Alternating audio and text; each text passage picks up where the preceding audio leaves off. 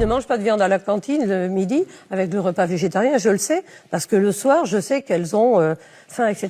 Non, mais faut arrêter. Je peux pas vous laisser dire des choses comme ça. Mais enfin, c'est n'importe quoi. Non, c'est pas n'importe quoi, c'est du si vécu, ma fille ne Caron. mange pas de viande, elle n'a jamais faim parce qu'elle n'a pas mangé de viande.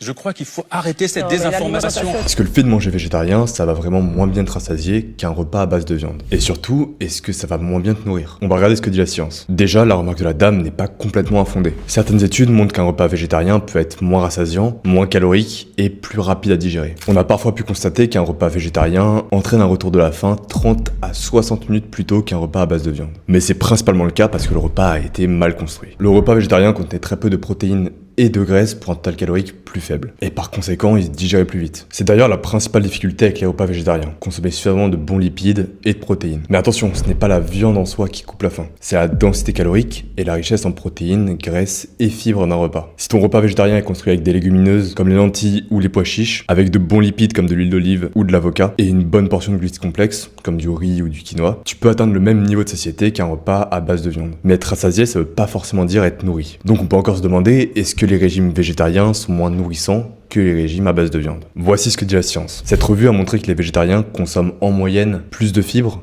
de vitamine C, de vitamine E et de magnésium. Mais souvent, moins de protéines, moins de vitamine B12, moins de fer biodisponible et moins d'oméga 3 que les omnivores. Donc oui, un régime végétarien peut parfaitement nourrir ton corps, mais ça demande plus d'attention, surtout sur ces points. Les protéines complètes, pour ça je te conseille d'associer légumineuses et céréales, le fer que tu retrouves en plus petite quantité dans les lentilles, le tofu, les œufs, la vitamine B12 qui est quasiment obligatoire en supplément si t'es 100% végétarien, et les oméga 3 que tu peux retrouver dans les graines de lin, dans les noix ou dans certains algues. Et côté performance musculaire, cette méta-analyse a montré qu'à rapport protéique égal, les gains musculaires sont les mêmes entre omnivores et végétariens. Donc au final, un régime végétarien peut parfaitement nourrir ton corps, à condition d'être structuré intelligemment. Et pense t'abonner pour ne pas rater les prochaines analyses.